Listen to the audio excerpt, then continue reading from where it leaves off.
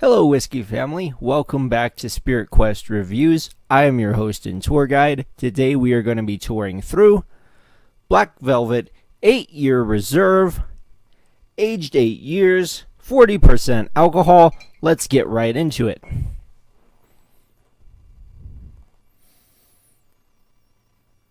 So you'll notice the first thing that hits your nose with many of these Canadian whiskeys is maple syrup. This one also has prevalent ethanol in the nose. Still, this is supposed to be a step up from the regular Black Velvet, but ethanol is still quite prevalent in the nose. There's a faint trace of butterscotch in the nose. Let's find out how it tastes.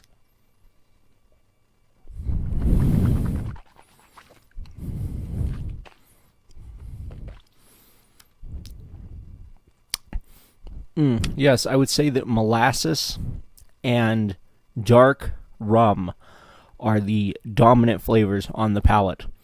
There's also maple and butterscotch. Both of those flavors carry through from the nose to the palate.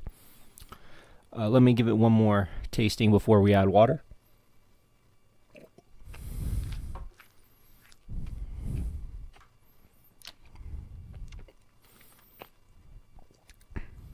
There is rye spice. There's also a subtle smoky toffee in the palate.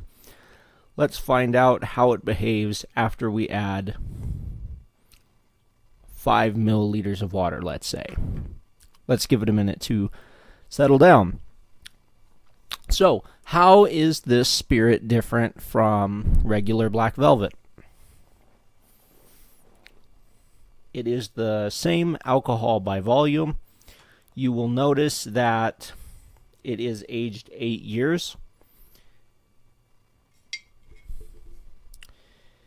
The way that this whiskey is made, the way that most Canadian whiskeys are made, is they take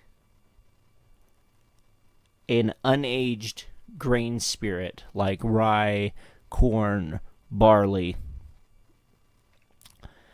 and they blend it, whiskey family, they blend it with partially aged, partially matured rye, corn, barley spirits. They also blend in what is called high wine. That's rye and corn high wines for flavoring. These are not distilled but fermented. These are grain fermentation products that have not yet been distilled. And then they take this blend of new, partially aged and partially matured grain spirits, and they then mix them together. They blend them, and then they take that blended product and age it in oak. Typically in oak. This is aged in oak. I could not find out if it was American oak, French oak, used oak, virgin oak. The amount of information out there is very scant and scarce. If I had to guess, I would say that this is not virgin barrels. It lacks the new barrel taste that you get with bourbon. Most Canadian whiskeys are very sweet. Most Canadian whiskeys that are on the U.S. market, I should say, are very sweet. And, by the way, let me point out a problem with Canadian whiskey. There's an article out there. Let me see if I can pull it up real quick. There is an article, Whiskey Family, called Why Canadian Whiskey is Better Than You Think. And in it, the author makes the claim that 70% of Canadian whiskey is exported to the United States, but 90% of the good spirits that are produced in Canada stay in Canada. So how do you think that the average American will perceive Canadian whiskey? The answer, not very well. If they're giving us all of their cheap stuff and they're hoarding 90% of the good stuff for themselves, it's no wonder why many Americans feel like Canadian whiskey is a lesser spirit. Some critics of Canadian whiskey have gone so far as to call it brown vodka. There are certainly some Canadian whiskeys that come close to that, but there's certainly more to Canadian whiskey than brown vodka.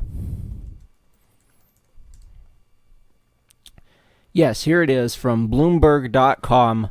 Canadian whiskey is way better than you think.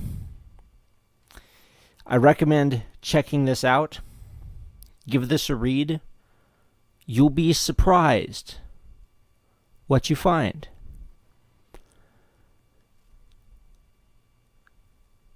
Another problem, according to the author of this article, is that Canada's market has a history of remarkable opacity.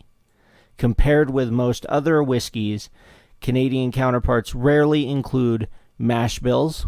This is what I was just pointing out. It is hard to obtain information on Canadian whiskeys.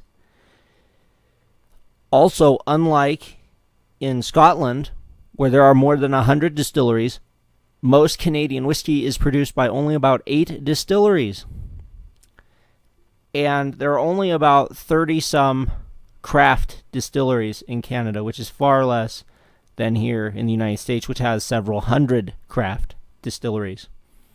So perhaps things will improve in the field of Canadian whiskey in the future. But for now, in the United States, we can only work with what we have, and it looks like it is getting dark. Go figure. I'll try to wrap this up quickly for you. Let's go back, give our Black Velvet 8, aged 8 years, Black Velvet Reserve, another nosing and tasting, shall we?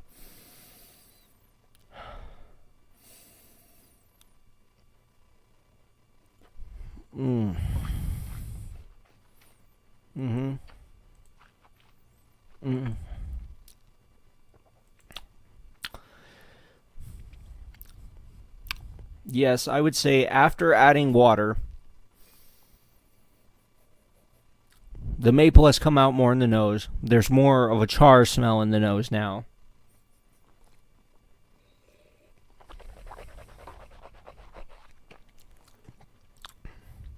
This whiskey's gotten significantly sweeter. There is some butterscotch sweetness. There are some lemony tones, some lemon zest, lemon rind. There are cough syrup qualities to it. It is drying in the way the cough syrup is drying, and yet still has sugar. Cinnamon also dominates the palate here. There's a cinnamon burn, though less prevalent than the burn that was initially in the whiskey on the palate before adding water. There still is a burn quality and a cinnamon burning quality, but now it is more of the cinnamon flavor and less of the cinnamon burning pain.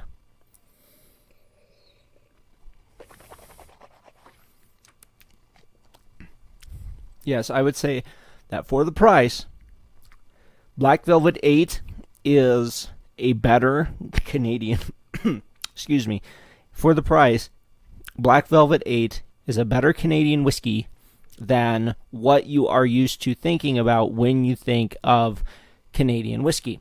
Now, this is just a personal opinion, but for the money, Black Velvet 8 blows the socks off of something like Crown Royal, which has more marketing than substance. They put more money into marketing their product than into developing a quality spirit, in my opinion, but we will talk about Crown Royal another day. For now, this has been Spirit Quest Review number 11, Black Velvet Reserve number 8. If you feel so inclined, support me on Patreon. Otherwise, please like, subscribe, share, turn on your notifications. Until next time, this has been Spirit Quest Reviews.